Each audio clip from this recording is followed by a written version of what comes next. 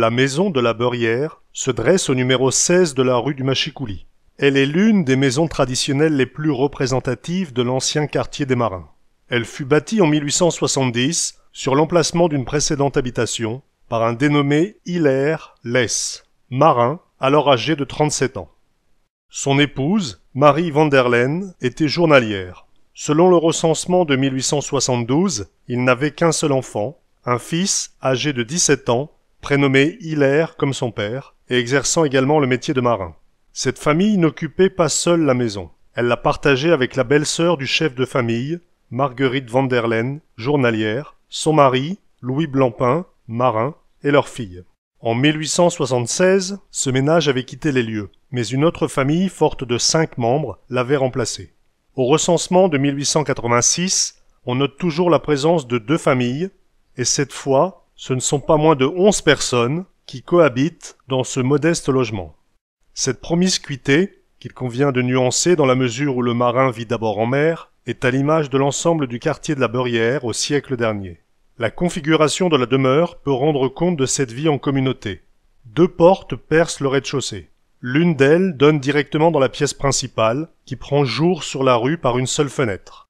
L'autre porte ouvre sur un escalier desservant les niveaux supérieurs, un étage composé de 2 pièces, ajouré de 2 fenêtres en façade, et un comble éclairé d'une lucarne et couvert d'une toiture en tuiles. Cette double entrée indique que l'on se réserver malgré tout une certaine intimité, un chacun chez soi. Lorsque le père et les fils marins sont de retour à la maison, on s'organise. Les enfants dorment dans le lit armoire, et au besoin, on dispose des lits autour de la pièce par devant, où sont installés les parents. Dans la commode, on case pour la nuit le bébé, d'où l'expression « avoir un polichinelle dans le tiroir ». On le met dans le tiroir du milieu pour ne pas trop se baisser pour aller chercher le bébé. Le lit des parents est un lit de coin, avec des ornementations côté pièce et pas côté mur. L'intérieur de la maison est d'une propreté sans égale. Le rat de devant, servant de chambre pour les parents dont le lit s'imposait par sa hauteur, dans un coin de la pièce, était dominé par une kémineille, une cheminée, équipée d'un poêle flamand à grosses loupes, à grosses lèvres. Les meubles en acajou typiquement marine boulonnaise, une commode à 3 tiroirs recouverts d'une plaque de marbre, un guéridon, un Voltaire, quelques chaises étaient cirées, et les globes qui protégeaient les statues de la Sainte Vierge, de Jésus et de Saint Joseph faisaient l'objet de tous les soins, eux qui trônaient sur le dessus de la cheminée ou sur la commode. Le sol en carreaux de terre cuite était fréquemment duelleille, lavé, puis recouvert d'un peu de sable sec. Alors pour le vieux entretien, l'entretien c'était en général, au départ c'était de la terre battue. Après il y a eu un carrelage. Mais pour entretenir, on a quâté du sable, qu'on jetait comme ça. Et après on balayait parce que le matelot avait aussi tendance à cracher, à chiquer. Voilà, parce qu'il et alors de temps en temps, puis les éléphants qui couraient dans la Beurrière avec leurs patins plus ou moins boueux.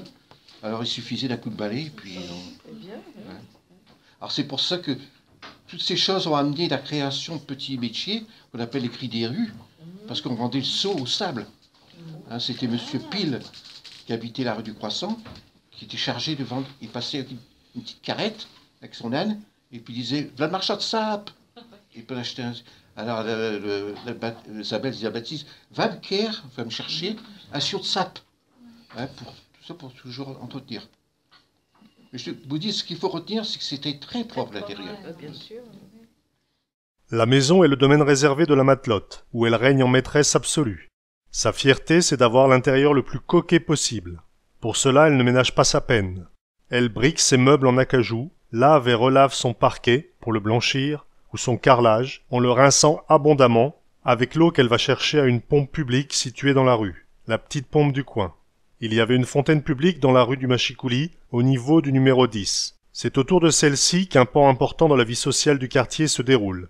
Entre commères, on y discute des voisines, en bien comme en mal, des nouvelles du quartier, naissance, mariage, décès, de la vie du port, des équipages, etc. Le temps y passe si vite que le seau déborde plus d'une fois. Ma mère me disait c'était incroyable, tout le monde lavait. Ah oui, on lavait, on relavait, on utilisait beaucoup d'eau. On utilisait beaucoup d'eau. Et ça l'avait frappé, elle m'a toujours dit ça. Oui. Et si bien que les marcottes, dans certaines rues, il y avait tellement d'eau qui était jetée, Ouais. ça faisait des cloaques. Ah, Et bah le Margot faisait un petit battu avec une caisse à Ah, cochon. bah oui. Il s'amusait comme ça, Il quoi. s'amusait comme ça. Bah oui. Alors ici, ben, vous êtes dans la maison de la Beurrière. Alors la maison de la Beurrière, ben, c'est un intérieur de la marine tel qu'on pouvait le trouver. Nous, on l'a reconstitué tel qu'on pouvait le trouver dans les années 1900. Alors c'est un intérieur, je dirais, classique, les intérieurs modestes qu'on trouvait dans les familles ouvrières. Hein. Sur l'île, on appelait ça souvent une fenêtre, une porte. Hein. C'était la manière dont on dénommait ces maisons. Elle fait 32 mètres carrés, y compris la cour, hein, c'est pas très grand. La particularité ici, c'est que ben, ça abritait de nombreuses personnes. Hein, ici en bas, on trouve une famille qui est de 9 personnes. Le père, la mère, 7 enfants. Alors c'est des chiffres à relativiser, puisque c'est les chiffres des recensements, et quand on regarde de plus près les livrets de famille, on s'aperçoit qu'entre le premier et le dernier enfant, l'écart est important, donc ils ne sont pas nécessairement en même temps dans la maison. Mais ils sont considérés comme habitant là. Alors en plus, ben, on est dans une famille de marins, donc le père est marin, hein, il est sur le bateau à cette époque-là. On estime qu'ils étaient sur le bateau, hein, non pas vraiment en mer, mais sur le bateau entre 300 et 340 jours par an. Et l'âge normal pour les petits garçons à aller travailler, c'était 10 ans. Hein. À 10 ans, on devenait mousse, il suffisait de savoir lire et écrire. Mais si on ne savait pas lire et écrire, ben, on trichait et puis on s'embarquait quand même. Et là, ben, on menait la même vie que le père, donc on n'était pas à la maison non plus, on repartait coucher sur le bateau quand le bateau était ici à Boulogne. Et puis, ben, c'était une époque où les petits garçons, ben, ça fumait, ça buvait, parce que c'était la manière de devenir un homme à cette époque-là. C'était pas une bonne manière, mais c'était comme ça. Et donc, en fin de compte, dans la maison ici, ben, on est quand même beaucoup moins de monde que ce que les écrits donnent. Hein. On est à 5 ou 6 personnes à vivre en temps normal. L'étage au-dessus est occupé par une autre famille. Chaque maison comporte 2 portes. Une porte d'entrée qui donne accès au rez-de-chaussée et une porte qui donne accès dans les étages. Et ce qui fait qu'à un moment donné, dans la vie de la maison, hein, cette maison a été construite en 1870, on s'aperçoit qu'il y a différentes époques, bien sûr, dans cette maison. Et à un moment donné, on retrouve 3 familles qui habitent la maison et ça représente 17 personnes au total dans la maison. 9 ici, 6 au premier étage et 2 tout en haut sous les toits. Alors à l'époque où il y a beaucoup de monde dans la maison, on s'aperçoit qu'il y a quand même un rapport familial entre les différents niveaux. Hein. Ici en bas, c'est Vanderlaine Flahuté, au premier étage, c'est Flahuté Malfoy, et tout en haut, c'est Veuve Malfoy. Hein. Donc il y a bien un rapport familial entre ces différents niveaux.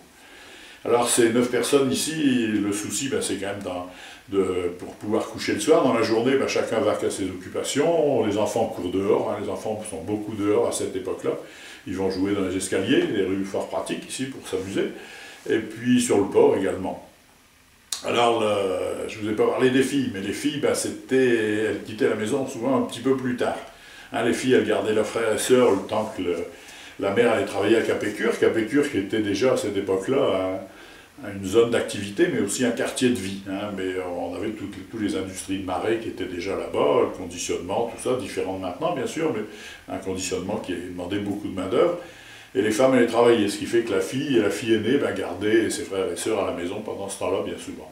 Et puis à 12 ans, ben, c'est l'âge où on faisait sa communion solennelle, et là on considérait qu'elle était adulte, et c'est elle-même qui partait travailler à Capécure. Et souvent, ben, comme elle grandissait et qu'on manquait de place à la maison, on essayait de lui trouver une place comme lingère ou servante chez les bourgeois. Hein, pas dans le sens riche, mais dans le sens gens du bourg, hein, les gens qui habitaient dans la ville. Et là, ben, après leur journée de travail à Capécure, elles retournaient là-bas, elles n'étaient pas payées, mais elles étaient logées et nourries. Alors, on avait coutume de dire dans le quartier, ce qui compte, c'est de gagner un bouc à nourrir et une place à dormir. Parce que, ben, effectivement, c'est les deux soucis ménagers de la journée. Et donc, vous voyez, les filles aussi sont parties à 12 ans, donc on est quand même beaucoup moins de monde. Alors, on a 2 pièces pour vivre, 32 mètres carrés au sol, y compris la cour. Et ici, on se trouve dans ce qu'on appelait la pièce de devant. Hein, une pièce propre, une pièce qu'on gardait toujours propre. Alors, on n'est pas dans le cadre de familles pauvres. Hein, c'est des familles qui gagnent honnêtement leur vie, avec les hauts et les bas qu'on peut constater dans la marine. Et on a du beau mobilier. Hein, c'est du mobilier qui est toujours en bois rouge. Hein, les bois rouges, c'était, comme les matelots disaient, c'est les bois qu'on trouvait sur les bateaux, donc chez bon et chez fait pour durer longtemps. En fin de compte, c'est du plaquage à cajou, mais qui a bien vieilli quand même, hein, ça tenait quand même très bien. Alors, 3 pièces essentielles dans ce mobilier. Alors, cette pièce de devant, ben, les enfants n'avaient pratiquement jamais joué dedans. Hein, la femme de ménage, la matelote ne voulait pas qu'on mette ses mains sur les meubles, qu'on salisse, tout ça, donc il passait souvent dans cette pièce-là pour aller dehors. Et puis on a une table là où on ne mangeait pratiquement jamais, sauf dans les grandes occasions. Si on recevait du monde, bien sûr, là on mangeait sur la table, parce qu'il fallait montrer qu'on était dans la pièce d'apparat, mais sinon, journellement, on ne l'utilisait pas vraiment. Donc, 3 pièces essentielles dans ce mobilier, l'armoire, la garde-robe qui est là. Alors là, on y met tous les habits de la famille. Alors on a beaucoup moins d'habits que de nos jours, bien sûr, hein. On a une tenue d'été, une tenue d'hiver, et puis les fameux habits à dimanche, hein, les habits qui servaient pour aller à la messe et qu'on enlevait dès le retour pour pouvoir les conserver pour les générations qui suivaient. Hein. Ça durait souvent plusieurs générations. Donc tout ça, c'était là-dedans. On aurait du mal actuellement à tout mettre là-dedans, mais c'était comme ça. Hein, tout ce qui était habits de travail et tout ça, ça restait sur le bateau. Deuxième pièce de mobilier, c'est le lit. Alors c'est un lit de coin, hein, c'est un lit qui est fait pour être adossé sur un mur. Alors toutes les maisons du quartier sont à peu près dans les mêmes dimensions, hein, ce qui fait que le lit ne va qu'à un seul endroit dans la pièce de devant. Il ne peut pas aller aux autres endroits, il y a les portes, ici il n'y a pas d'espace. Ce qui fait que dans un premier temps, on essayait de trouver une maison adaptée au lit qu'on avait. Hein, il s'appuie sur un mur. Donc, quand on avait une annonce de location, il était fréquent de voir sur cette annonce de location pièce de devant pour lit à droite ou pièce de devant pour lit à gauche, en fonction du coin de la pièce où on pouvait l'installer. Alors, ces lits étaient un peu plus étroits que maintenant. Hein, 1,20 m, c'était un lit de 2 personnes. Et souvent, ils étaient hauts. Il y avait 2 matelas l'un au-dessus de l'autre. Hein, je vous expliquerai un petit peu après pourquoi. Et, en fin de compte, dans ce lit, c'est la femme du marin, bien sûr, qui dormait. Hein, elle est toujours présente. La fille aînée qui dormait souvent aussi avec sa mère, hein, puisque le père était sur le bateau, et puis 1 ou 2 petits-enfants, quelquefois, qui dormaient au milieu. Hein, il fallait vraiment se serrer, c'était l'espace comme ça. Et puis les lits étaient assez hauts, parce qu'on avait souvent 2 matelas. Hein, quand le papa revenait, quand le père revenait, on mettait un matelas à terre, ce qui permettait à la fille aînée de dormir à terre, et puis le père, bien sûr, dormait dans le lit avec son épouse.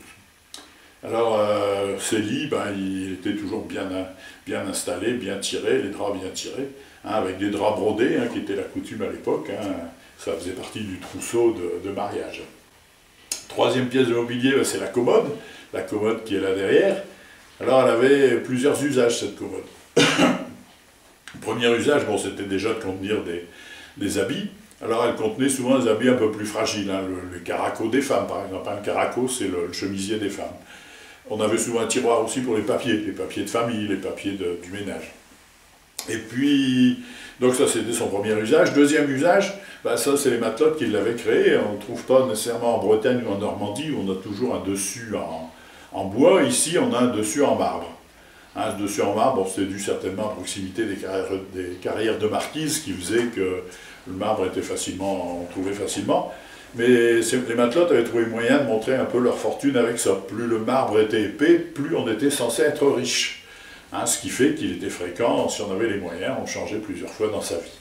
Hein, ce qui faisait jaser les voisines en disant « quand j'aille sa marbre hein, »,« quand j'aille sa marbre ». Un autre usage aussi, c'était un peu un usage de décoration. Hein, on avait les globes, hein, les fameuses boules en verre qui protègent des objets. Alors, selon les endroits, on avait des objets différents. Hein, ici, en général, c'est des objets religieux. Hein, ces objets religieux, la religion était omniprésente dans la vie des familles, hein, ça réglait la vie sociale du quartier.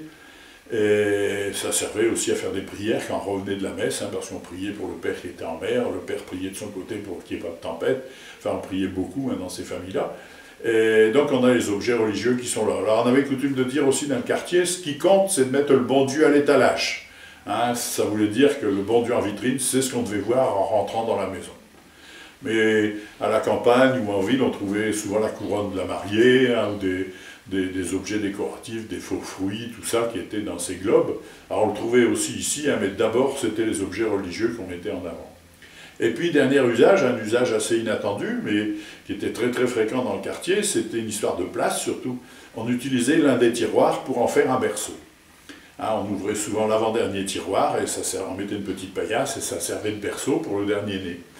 Alors, c'était une histoire de gain de place. Hein. On aurait pu avoir une petite caisse en bois, hein, qui aurait fait office de berceau, mais là, c'était surtout gagner la place. Hein. Les gens de cette époque qui ont connu ça, parce qu'ils sont très très fréquents ici à Boulogne, ils ont coutume de dire, dans le journal, on a remetto Stéphane Susli, on ferme le tiroir et le commode, on a refermé le tiroir de le commode et la maison elle est au ringeaille. Hein, c'est assez flagrant de voir qu'on retourne toujours à une position de rangement. Hein, donc c'était bien une histoire de place qu'on voulait gagner. Alors quand on a des scolaires, on se méfie toujours, parce que bien précisé qu'on ne fermait jamais le tiroir avec le bébé dedans, hein, ça les traumatise. Hein. Alors c'est très, très fréquent, hein, mais ça existait dans pas mal de régions, hein, c'est toujours une histoire de gain de place hein, qui justifiait un peu cet usage. Alors pour chauffer la maison, les hivers sont quand même relativement froids chez nous. Hein, on avait un poêle qu'on appelait qui est un poêle flamand. Hein, c'était fabriqué à Louvain en Belgique, hein, c'était une grosse fonderie qui faisait ça. Et alors il y avait différents modèles bien sûr, mais en général c'est ces modèles-là qui avaient un peu la cote. Hein, on appelait ça un poêle flamand, mais ici on lui donnait un autre nom. Hein, on disait c'était un poêle à grosse gueule. Hein, parce que effectivement quand il chauffe, hein, tout le pot qu'on appelait devient rouge et ça donnait un peu l'impression d'un animal. Alors on s'aperçoit qu'on l'allumait très peu souvent dans la pièce parce que ça faisait de la fumée, ça faisait de la cendre et comme la matelote voulait que son intérieur soit toujours très propre, on évitait de l'allumer. Mais par contre, s'il venait des voisines, là on l'allumait hein, pour montrer, hein, on retrouve des écrits, on dit on a étaillé à maison un tel, elle coffre même ce pièce de devant, hein, ça voulait dire que c'était l'opulence ou alors que vraiment elle dépensait sans compter. Hein, parce que le charbon était quand même relativement élevé en prix, hein, et puis pas trop facile à entreposer ni à se faire livrer, ce qui fait que on économisait au maximum ce charbon. On a longtemps brûlé du charbon anglais, hein, sur les prospectus de ce feu, c'est d'ailleurs marqué « adapté au charbon anglais ». Hein, ça laisse supposer que le charbon anglais était plus gras ou plus sec que le charbon français, mais on s'aperçoit aussi que le charbon anglais était moins cher que le charbon français parce que longtemps, les charbonnages anglais, l'État anglais a subventionné ces charbonnages. Ce qui fait que les chalutiers les premiers chalutiers à vapeur partaient avec le minimum de charbon pour faire la traversée. Ils faisaient le plein à Hull, hein, c'était les ports charbonniers d'Angleterre, à côté de Gridsby.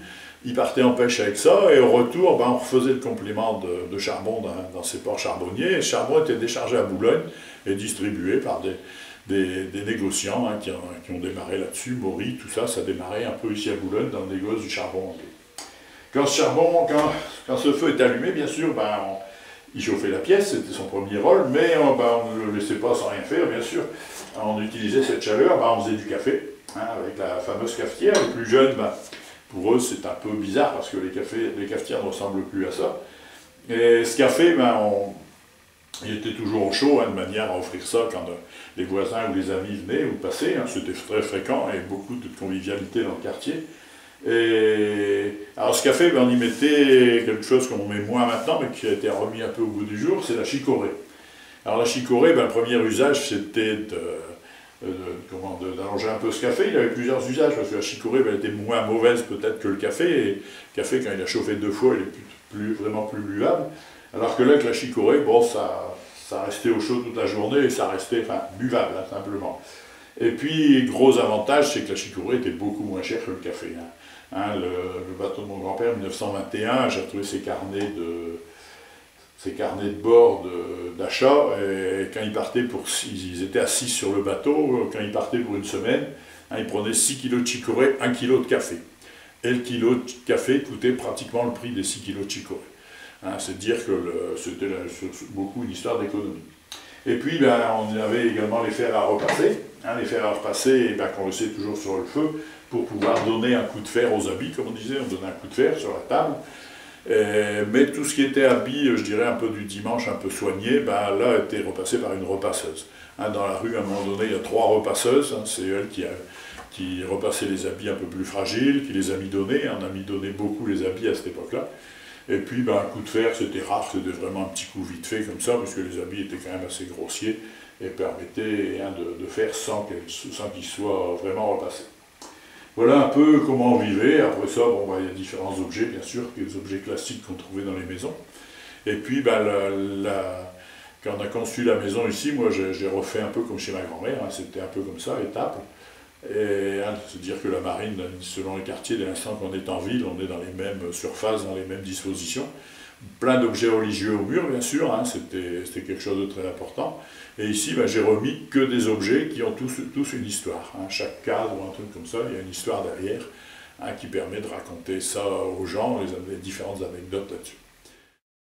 À l'occasion d'un grand événement, la matelote allait chercher de la peinture chez le droguiste, elle peinturoie, elle peignait elle-même toutes les boiseries, et papier-toit, collé du papier neuf, toujours de couleur claire. Le mobilier était protégé par des dessus de toile brodés. Pour une population dont la vie est liée à la générosité comme au danger de la mer, la religion occupe une place prépondérante dans la vie de la population de la Beurière. Dans la pièce par devant, on peut voir les nombreux ornements religieux, témoins d'une foi ardente. Ils sont souvent protégés contre la poussière par un globe en verre. La pièce par devant, c'était la pièce, quand vous ouvriez la porte, c'était la pièce où la matelote exposait ce qu'elle avait de plus beau. On disait même qu'il y avait beaucoup de crucifix, il y avait beaucoup d'images pieuses. On disait, le bon Dieu, il est à l'étalage. Le curé de la paroisse Saint-Pierre partage les bonheurs comme les souffrances d'une communauté souvent éprouvée par les naufrages qui affectent des familles entières. La tristement célèbre tempête du 14 octobre 1881 fit 102 victimes, dont 90 marins et 12 mousses, qui laissèrent 50 veuves et 150 orphelins. Dans le cloître du calvaire des marins sur la falaise, on peut lire les noms des disparus dans les naufrages depuis le XVIe siècle. L'année est ponctuée par de nombreux pèlerinages, où cantiques et prières sollicitent à la fois la protection du Seigneur et une pêche abondante. Les grandes fêtes de la paroisse, c'est d'abord la Saint-Pierre, le dernier dimanche de juin, et la bénédiction de la mer. Les pêcheurs vénèrent Notre-Dame de Boulogne lors de la grande procession qui a lieu au mois d'août. La porte d'une maison de la Beurière s'ouvrait donc directement sur la pièce principale, dans laquelle la matelote exposait ce qu'elle avait de plus beau, dans la pièce la plus propre possible. Cela a inspiré une chanson au fantaisiste boulonnais Jean Jarret, d'un pièce propre par devant.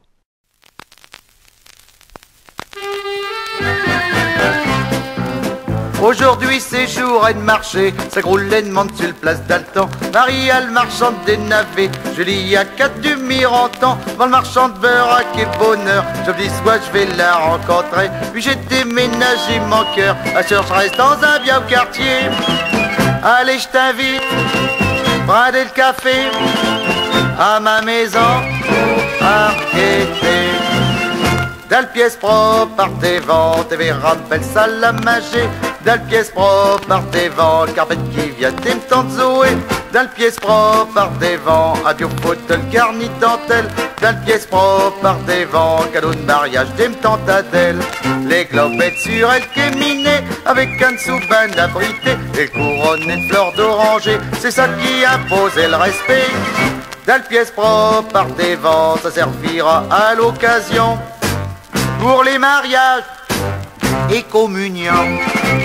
Factory sonne chez le Grande Magritte, apportant les allocations. Des 9 éléphants, oui ça va vite, 10 ans de mariage, l'homme c'est un banc. Monsieur le facteur, c'est grand et blé, par derrière on pouvait rentrer. Sur elle des vents, c'est occupé à chasser les toiles d'araignée. Restez sur le bord, on peut zioter, c'est des fins du faux bon toucher. Dans le pièce propre par tes vents, t'es verras belle salle à manger.